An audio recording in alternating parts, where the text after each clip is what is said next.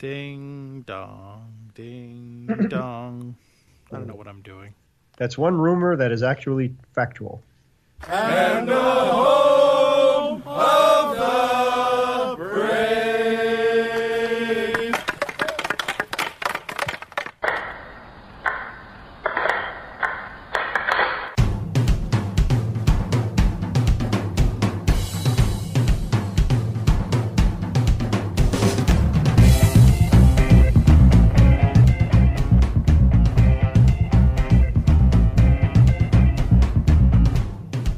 Game on!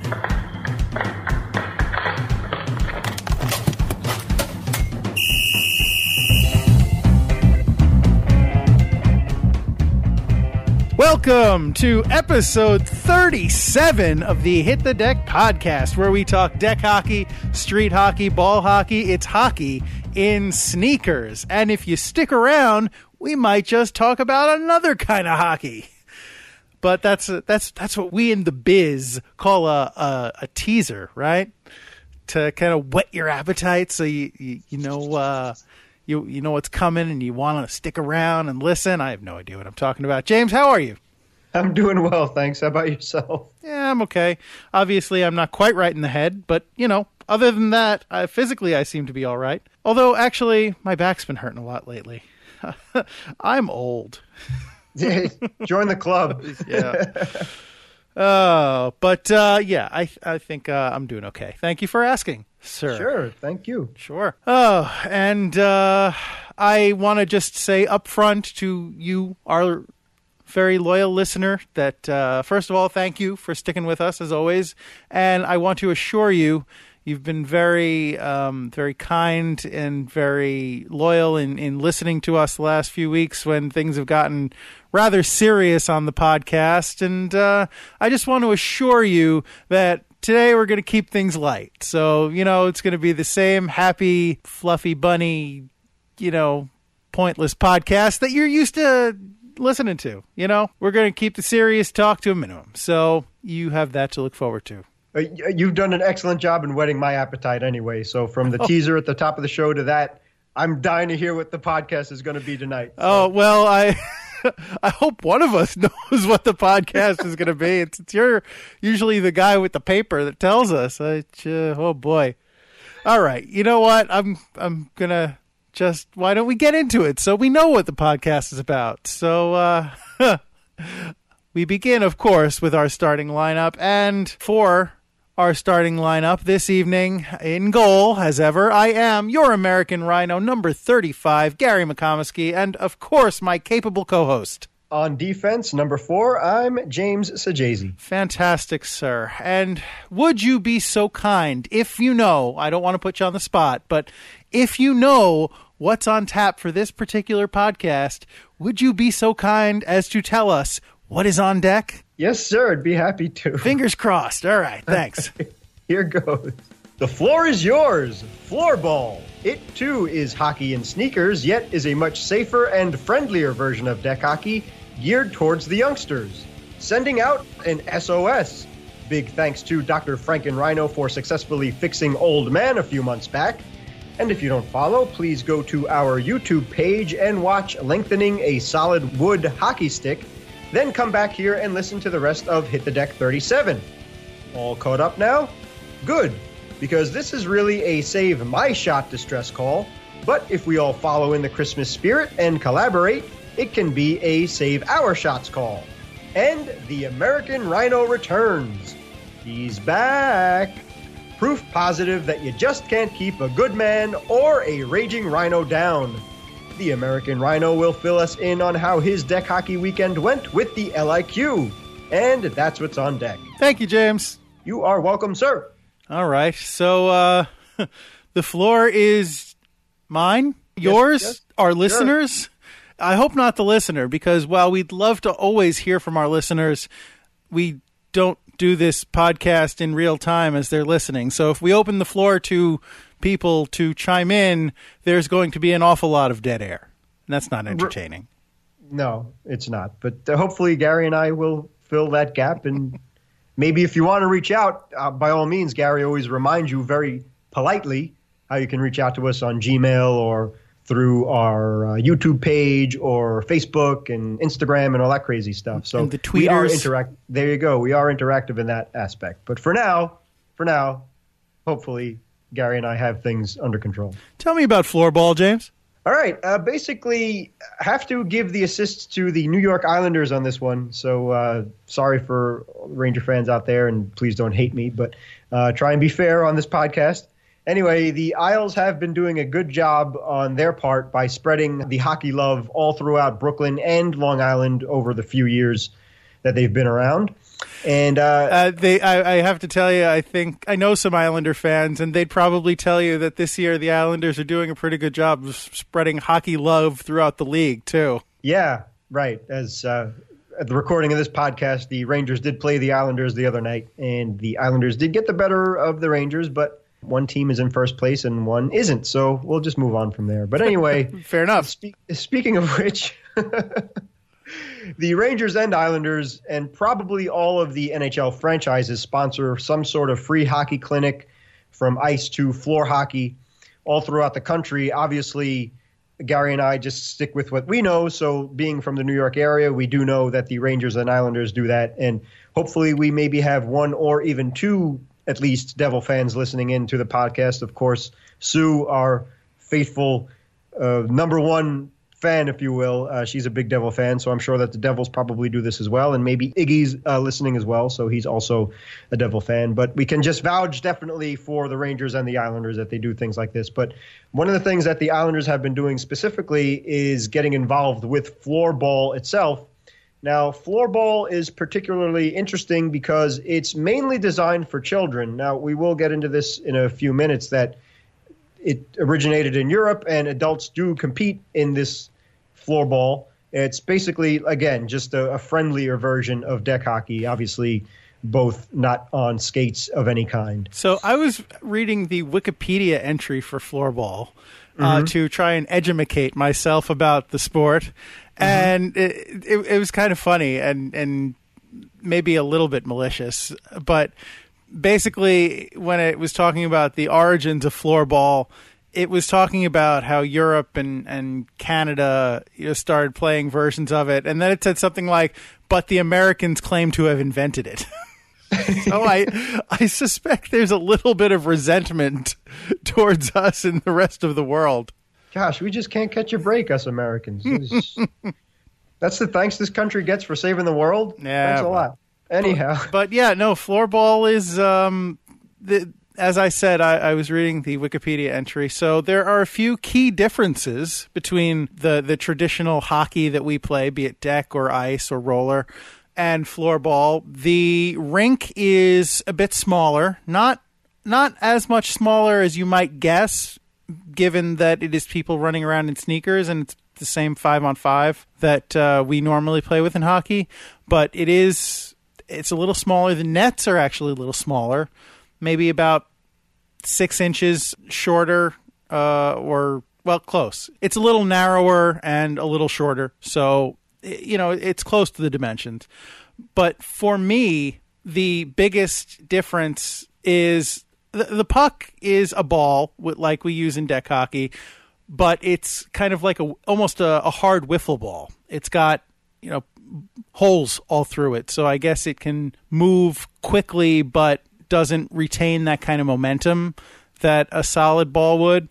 And the sticks also have, they're almost mesh. The sticks, the blade anyway, is basically a mesh. So I guess it's the same. It can be flicked a bit quicker, but it doesn't carry the same momentum as a normal hockey stick would. They're also a lot shorter. And for me, the largest and most significant difference with the sticks is that the goalie doesn't get to use one. I'm glad you brought that up. I would be crippled in net if I did not have my stick. As any goalie would, but one of the biggest differences Gary has so properly described the differences between floorball and other forms of hockey, specifically deck, is what we know best here on Hit the Deck. But the picture I saw of the adults playing floorball, I did look at the goalie specifically and noticed that he just had his hands out. He didn't even. I think he had a mask on, but he didn't have any padding whatsoever. He maybe had gloves of some sort, maybe along the lines of a soccer goalie, not even. But I just saw him with his hands out on each side and like kind of a butterfly position. So man. I mean, no blocker, no stick. No, what the are you goalie's supposed to do? The goalie's just supposed to play it with his hands. Although interestingly, it's kind of, I guess, in the NHL and probably in DEK, it's kind of a similar idea, but it's not really enforced. But the goalie in floorball is apparently in the crease. As long as they're in the crease, they're allowed to play it with their hands. They can even throw it to a teammate as long as it hits the ground before half court. But as soon as they step out of the crease, they are considered a skater, and they are not allowed to touch the ball with their hands. I guess they can only use their feet since they lack a stick. Oh, boy, that's just not right. I don't see what the big deal with giving a goalie, because at times, this even happens in the NHL, that sometimes the goalie may lose his stick, and a good defenseman will give up his stick and give it to his goalie just so the goalie has a chance. Mm-hmm. Yeah, I can't. I hate losing my stick. I was joking about it, but it's such, for me as a goalie, I can't speak for every goalie, but for me, it is such a huge part of my game, my style. I just can't fathom. I would feel naked in the crease. I can't, I'm dumbfounded. I am gobsmacked. There's a reason why the goalie stick is designed the way it is and why it's an essential part of his gear or her gear. So I don't see the big deal in contact. And yes, there is an International Floorball Federation, by the way, and I think they're based in Sweden. But I don't have a problem with going up to this federation and suggesting politely that at least let the goalie have one of the forward sticks to play goal with, because that just seems so silly to just try and block with your hands the wiffle ball, as you said, and so properly described it as. So and that would eliminate the whole silliness, I think, of if the goalie gets out of his crease, and I'm not quite sure if the goalie's crease is the same dimensions as a regular deck hockey or roller hockey or ice hockey crease, but it would be helpful, beneficial for the goalie so he can pass the puck if need be, or poke check if need be, or make a save if need be with that precious stick. And okay, fine, if you're going to take away the catching glove and the blocker, at least that's going to, because a goalie he needs a stick. That's how you play hockey. Every player has a hockey stick. That's just the way that the game is played. Although I will say that the idea of throwing the puck to my teammates kind of appeals to me, because I'm not a very good stick handler. Well, that's where your baseball skills come in, but I'd love to see. What baseball skills? Yeah, whatever. You could play well, but that would just it'd be funny. I wouldn't know how to receive the pass. Seeing a guy throwing a ball at me, I'd instinctively try and catch it like it was baseball. And that would be a penalty. That would be a penalty. So, floorball is quite foreign to me, believe it or not, in terms of the rules and such, because as similar to regular hockey as it is, it's quite different, and they spell those rules out. And speaking of penalties, that's another interesting thing about floorball. Apparently, if a penalty or an infraction of some kind is assessed, it is up to the referee's discretion whether to give them a 2-minute or a 4-minute penalty, or just to award the team it was compared to a free kick in soccer. Basically, I guess they just get to play it from wherever the team that was wronged gets to play the puck from wherever the infraction took place. Gotcha. Yeah, but it seems arbitrary to me. I don't, for something that seems on the surface to be such a close relative to the hockey that we're so familiar with, there are parts of it that just seem so foreign and so bizarre. Yes, and excellent that you're a goalie, and you definitely did an excellent job in using the goalie's perspective in the floorball difference between floorball and traditional hockey and its other forms. Funnily enough, back in gym class in grade school, I did participate in floorball. The heck you say? Yeah, and the funny thing, too, is that as you were describing the sticks, They are designed they're designed not to scuff floors. So they're ideal for gym floors and auditoriums. Yeah. So, for example, if we were to use our regular hockey sticks, and we do use ice hockey sticks for deck hockey, they can considerably scuff up the if we were to play on a gym floor, they'd scuff the floor up and things like that. But especially with the blade protectors that you have used and I still use. Sure, that would really put a nice big gash in the floor, but floorball does not. So I do recall, this kind of jogged the memory. One particular, I only remember playing it once in grade school, but it was a lot of fun. And a teammate of mine, who we were in the same class, but we weren't really friendly. It wasn't like we were enemies or anything like that, but we just didn't hang in the same circles and stuff like that. But for some reason, we were on the same floorball team, and we meshed beautifully. So I remember specifically one game, and I think it may have been 2 games, but he and I each combined for 5 goals and 5 assists. And you said that we need to save your shot. Well, fast forward to 30-some years later or whatever it is, and yes, I do desperately need. Maybe I should go back to floorball. I'd probably be better there and contact this. I think you just need a better line mate. You need to contact this guy from grade school and be like, hey, dude, I know I haven't talked to you in 30 years, but, what are you doing on Saturday? Yeah, so it is Christmas time, and it's a good time to reach out and reconnect with people, so why not? So that's what made it a lot of fun. Except we didn't use a wiffle ball; we used a Nerf ball. Oh, okay. And we did manage. I do remember we managed to chase one goalie because she was really frustrated with the play that we kept basically doing one-timers. Either he'd one-time me or I'd one-time him. And she was probably just frustrated that she didn't get a stick. Yeah, I would be. Yeah. So anyway, but we can speak from experience that floorball is fun. And as Gary and I have talked in Hit the Decks past, speaking of bringing kids into playing hockey, either deck or graduating to roller and ice hockey, floorball is a perfect introduction there because it's a good way to build your hand-eye coordination, your skills, learning the rules, and learning how to pass and shoot. And then you could graduate from there. So it's, as we said again, there's no equipment to worry about. So as a forward or defenseman, you don't have to worry about shin guards or wearing a helmet or gloves or anything of that nature. You literally just need that plastic stick, and away you go. So it's a good way to introduce youngsters to the sport of hockey, the beautiful sport of hockey.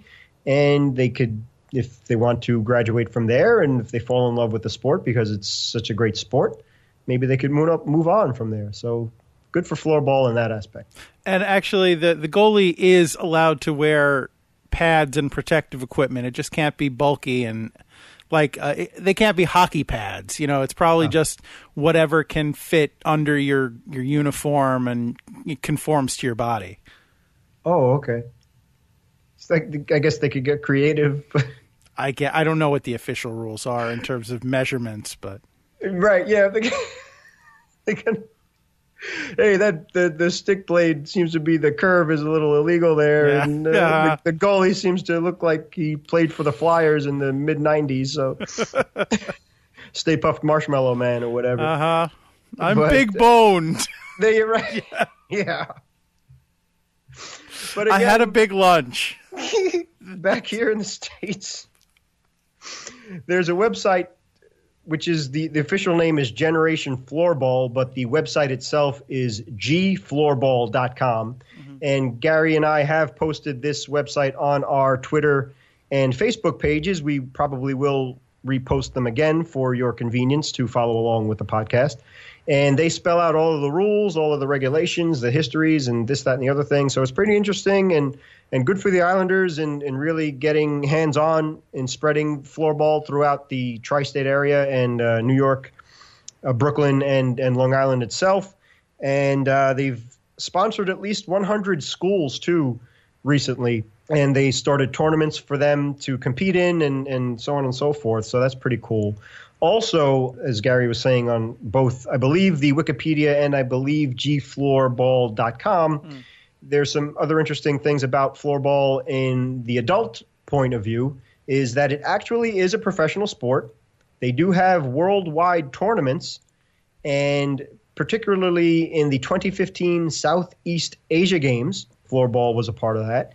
And floorball will be an official sport at the Special Olympics World Winter Games in Austria in 2017 and the 2017 and 2021 World Games, 2017 in Poland and 2021 in Alabama. So pretty interesting. That is interesting. Yeah, I did see that they have a wheelchair floorball league, I guess, or division. I'm not sure quite what the terminology that's correctly applied here is, but yeah. So that's pretty cool. I'm a little surprised that it's in the winter games since it's not actually played on ice, but any hockey that's included in international competition, I'm okay with that. Yeah, absolutely. That's actually one of the things that we've complained about with deck hockey is we are holden to the weather. So if it's nice outside, we can play. If it's rainy outside, we can't. So you're right. That's one of the benefits of floorball is it's usually indoors in a gym. And there's no need to just wait for the winter. You could play it all year round as long as you have enough players and the area to play on. Although there is apparently something called street floorball, which is, I guess, equivalent to street hockey, which, I guess you just play it on whatever surface you have handy. Although they suggest AstroTurf. AstroTurf? Yeah, I don't know. It's Europe. It's weird. Oh, yeah. I don't recommend playing on AstroTurf. It really, the rug burns they're nasty, really nasty. Maybe that would encourage you or discourage you from laying out to block shots. Although considering you do it on concrete, I guess, AstroTurf probably wouldn't do too much to stop you. Well, that's where good roller hockey pants come in, as we've talked about in Hit the Decks past. So the Tour roller hockey pants definitely saved me because they take a beating. So it's easy to be a hero when you have good equipment on to save your skin, literally. So, but again, I don't know if that's splitting hairs if we're speaking about the same sport. Just like, for example, the animal, the puma, goes by the name, a few different names like cougar and mountain lion, but it's the same animal. So if deck hockey, the puma in the UK, yeah, or jaguar when they're trying to say jaguar. Jaguar. If there's any of our English friends listening out there, I'm sorry. I'm not. Learn how to pronounce your own language. Jaguar. Reach out to Dave Ajazi for all all complaints. Uh-huh. So there you go. There's floorball for you. So another version of hockey and sneakers that you should definitely check out. I dig it, man. Yeah, man. Like you said, any promotion of the beautiful sport of hockey is good, and I think the Islanders realize that, the NHL realizes that, and so do we. So that's what keeps the sport growing. Is you get that next generation of kids out there that grow up, and I mean, look at the amount of talent that's in the NHL right now. The young talent. These guys are really good, and they progress through the NHL and have nice careers for themselves as long as they stay healthy, knock on wood. So like Connor McDavid example over there in Edmonton, the youngest captain, I believe, in NHL history, which is saying a lot. So and he's getting off to a rousing start. And, Ovechkin came up pretty early, and he's still going strong. Jágr, I think he came up when he was like 18, and he's been in the league for about 50 years now. So yeah, that's pretty impressive. And the list goes on and on. Yeah, no, it's good. And you know what? If anybody out there who's in the New York area plays floorball or is trying to get a game together, drop us a line. I would be interested at least once to play the sport just to give it a try. That's very big of you, especially being the American Rhino in goal too. So taking Gary's stick, I wouldn't take it away from a raging Rhino, but quite frankly, I just let you do what he wants. Well, if I get to throw the puck at people. Maybe, yeah, right. That's a good trade-off. Ow! Oops. It's legal.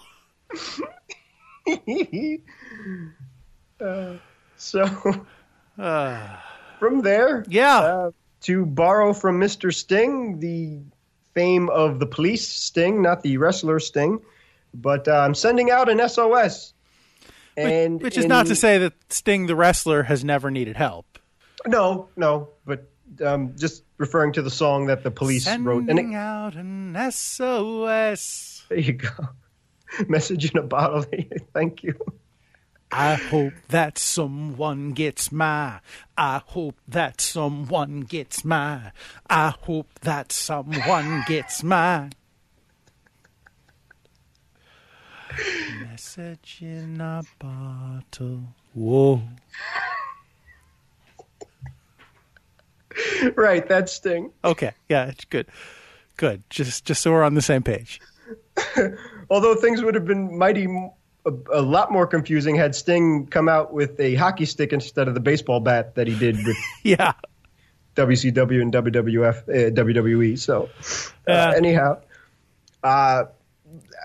as Gary alluded to, young, I had a better shot apparently than I do now. And one of the many things that has deteriorated on me since getting a little bit older as the 40s are approaching. So my shot, I've struggled with accuracy ever since we've played, or at least Gary has invited me to join the LIQ and the wonderful guys over there. Thanks to Rob for basically starting it and letting me participate in it as well. But as we've mentioned in Hit the Decks past, I grew up playing roller hockey, and we used the puck. So the sticks, I don't want to get too technical with you out there, but if you're a player, you kind of know what we're talking about anyway. But just in a nutshell, the different curves of sticks, blades, and the making of them, some blades are curved more than others, and the curve starts in different positions of the stick blade itself. And if it's an open blade or a closed blade, a lot of these things affect how you shoot. I'm a defenseman, and I would prefer a blade that is curved at the toe and is closed, and preferably has a square toe because that helps with a little bit more surface area to block shots with. And as a defenseman, it's usually his or her primary position to pass the puck accurately and back up the play and stay by the blue line. So a defenseman usually has a longer shot to the goal. So if you play with slap shots, that should be a defenseman's specialty. Or if you play with modified wrist shots, the defenseman usually plays back by the blue line and needs to shoot the puck farther than the traditional forwards do because they could go all the way up to the crease and around it and things like that for the most part. So for me, I had to kind of adjust and experiment with different sticks and blades to play with. So as I said, have gone through a few, and as we've talked about in the past, that Gary so wonderfully fixed the stick that we dubbed Old Man, which I got for Christmas last year.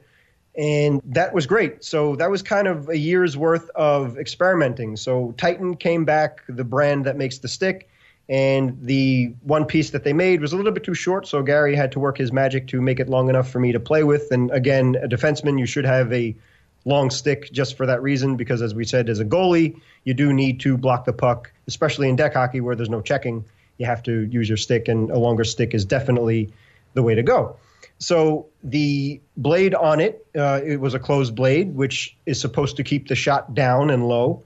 And the curve was just right at the toe. Again, that's to keep the shot low. You're not concerned with wrist shots or lifting the puck as a defenseman, especially if you're going for a slap shot, because naturally the trajectory of the puck is going to go up. So that all worked out well. And for a while, it was great. The Old Man was doing great, and it had nothing to do with the player using it, i.e. me, and it was doing everything it was supposed to. So I've experimented with practicing and muscle memory, also trying to keep my follow-through low, everything in the effect to keep the shot as low as possible and as accurate as possible. So this is years of what we've been playing, for about 3 or 4 years now in the LIQ, Gary? About 3.5. Yeah, so that's kind of at least 2 years worth of paying attention to that and experimenting and trying. So that's why just doing a little SOS out here, that if anybody's listening out there that can help me out, please do so. I'd appreciate it. And again, you can reach out through Gmail or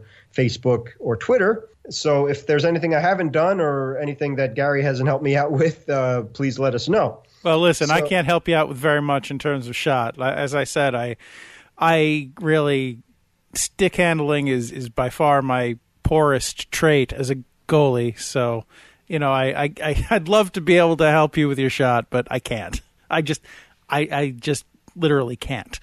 Well, actually, the good thing, and we've again spoken about this in Hit the Decks past, is Gary is a great teammate and a great goalie, and Mike as well, and Craig too. Is that and when Brad gets in goal as well, because there's nothing that guy can't do, is that not only are they playing their position well, but they're paying attention and helping out their teammates as well.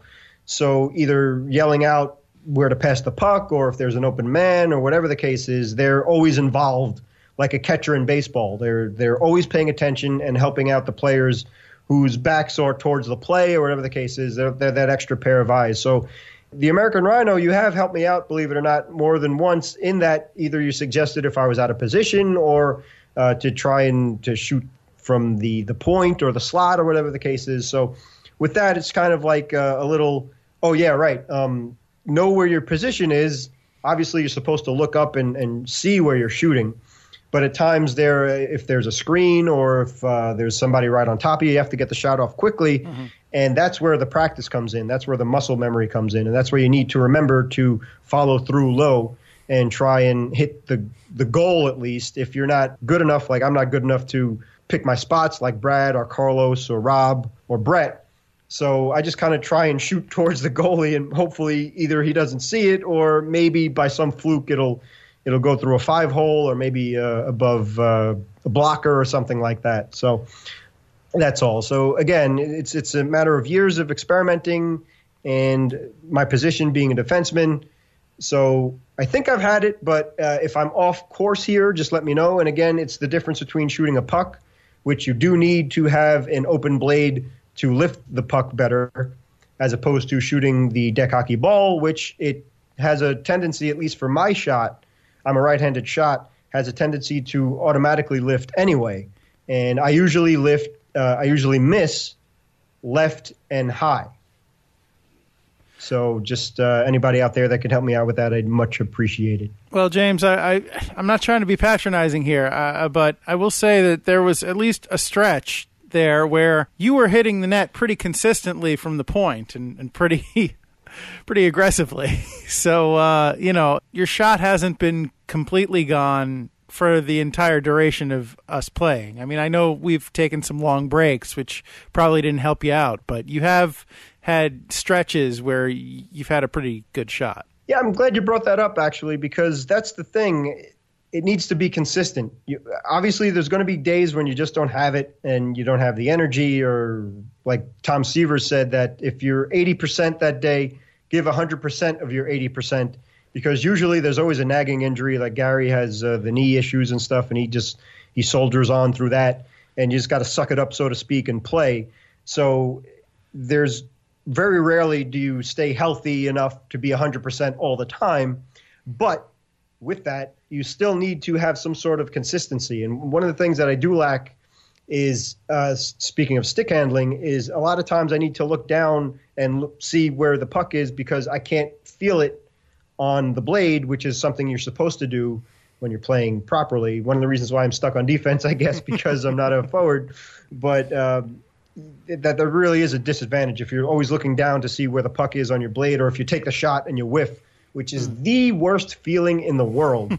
When you think you rip a shot and either the puck goes 2 feet or you just completely miss it. That's every player's nightmare. So like you said, I just want to be consistent at least. So even if I'm not scoring, at minimum as a defenseman, I want to give my teammates a chance to get a rebound or something, or at very minimal for my goalie, I want to keep our puck in the opposing zone so my goalie could catch a break, or we can keep the pressure on and wear that team down and maybe create a scoring chance or something. Yeah, you don't want to, and this is me pretending I know what I'm talking about, you don't want to, like, take a shot and really step into and step through your shot with the follow through and discover that you've whiffed, and the player who is trying to defend you can just go around you and pick up the puck that you completely missed. Yep. That's, that's keeps you up unfortunate. Yeah, to say the least. That's extremely frustrating. So, but that's at minimum.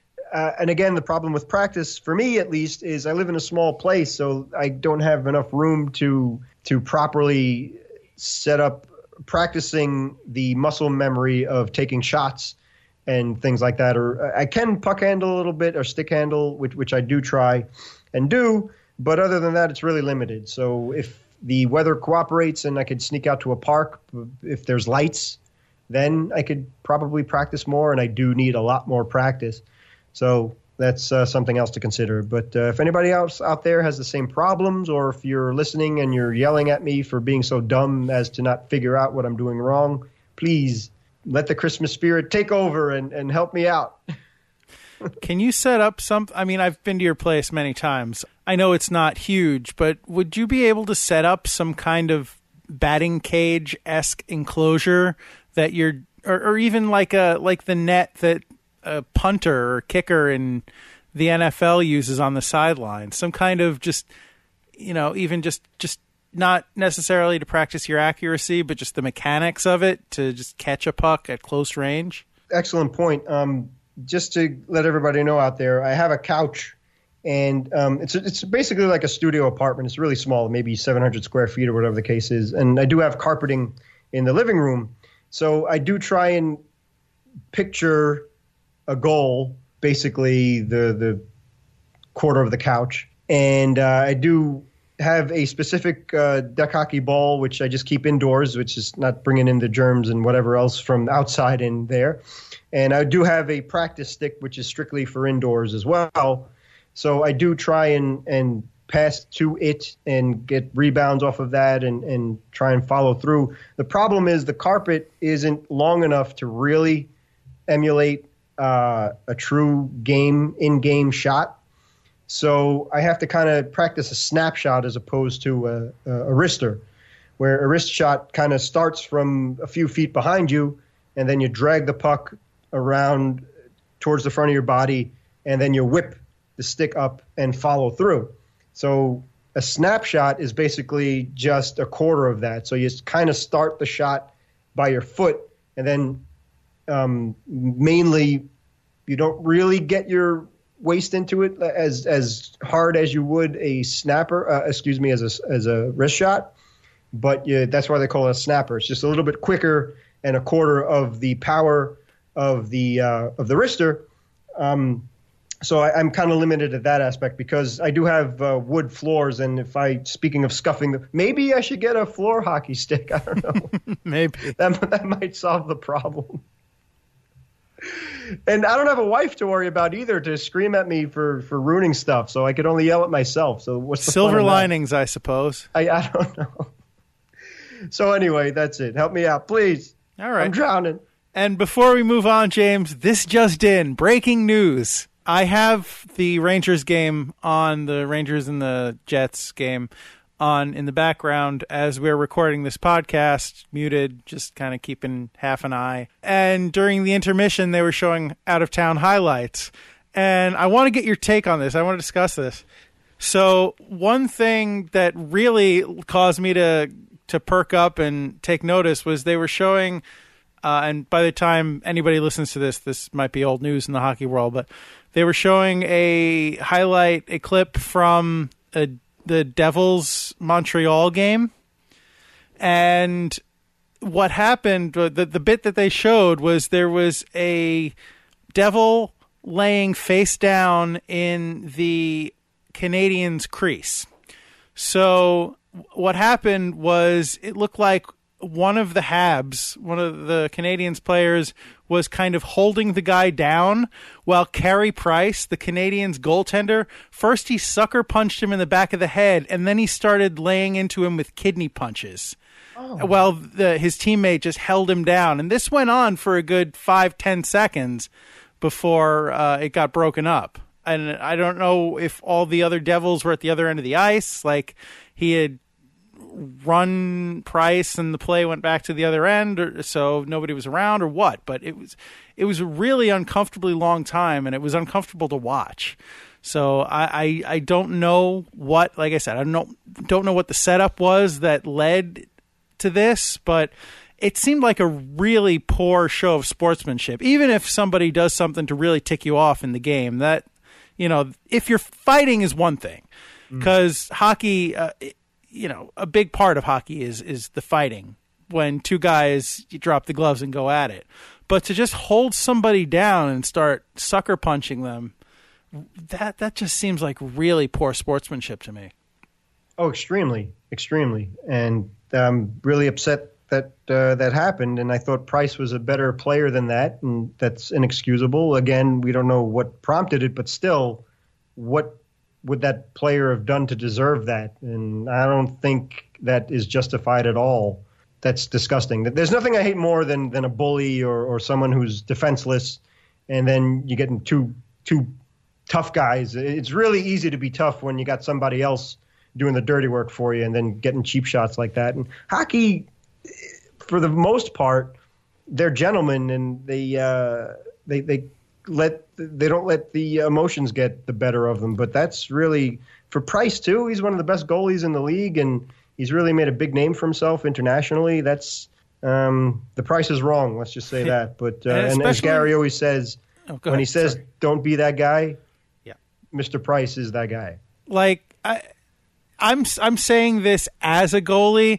I think that goalies in the NHL are too well protected sometimes. Like that, basically they're not supposed to, but they can roam free outside of their crease and try to play the puck. And, if anybody touches them, like, it's instantly a penalty or something, and even when players do fight, the goalies don't usually get involved. Sometimes they meet in the middle. The goalies for either teams meet in the middle and have like a slap fight. But like, for the most part, I think goalies are very, very well protected. And I get that they're also a little more vulnerable than other players because of the way they're, kind of staked to that crease and the lack of mobility that all that gear gives you. Not to mention your lack of peripheral vision, because, when you don't really understand until you're in that mess, but it's complete tunnel vision.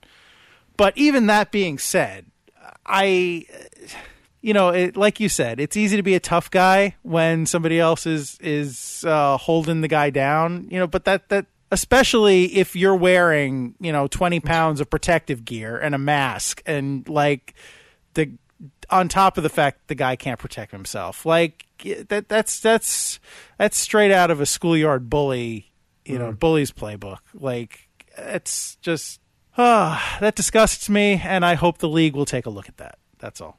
Amen to that. So thanks for bringing that up. Sure. And Sue, I hope we didn't tick you off too much, and she's not on her way to Canada to go stomp a mud hole out of Carey Price right now. Mm-hmm. All right. So I had promised we wouldn't get too serious on the podcast, so I hope that didn't constitute breaking our promise. No, it was a friendly little all right reminder of don't be that guy. So now let's go into the American Rhinos crease without fear of having some goon holding us face down helpless while he pounds on our kidneys. What would you like to know, James? Well, I'd like to know how your weekend went, particularly in the deck hockey situation. Well, since you asked, I assume this is in light of last week when I was telling you how I had thought about it. Maybe it might be time to stop playing goal. So I assume this is a setup for a comeback story. And I appreciate that. I did, as the listener may have guessed, I did have a better weekend in goal this past weekend. Although I will qualify that by saying that I had a murderer's row on my team. I had Joe, Rob, Igor, and Brett on my team. So those are 4 really skilled players. And, the first game that I played, I lost a heartbreaker. And Brad had scored the tying goal. They had pulled the goalie. Brad had scored the tying goal with 30 seconds left, and then we lost a minute or two into overtime. It was really, but not to take anything away from Craig or anybody else on that team, but I had no business losing that game.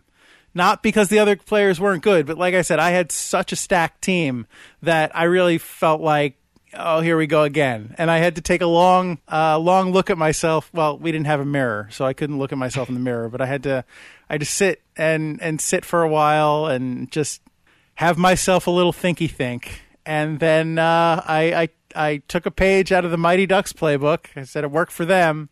I don't know if you'll get this reference because I know you're a big fan of those movies, but I decided I was wearing my Liquidators jersey. I decided to take it off and put on my LIQ jersey, and then the next couple of games I won't say I cruised, but I won. We won.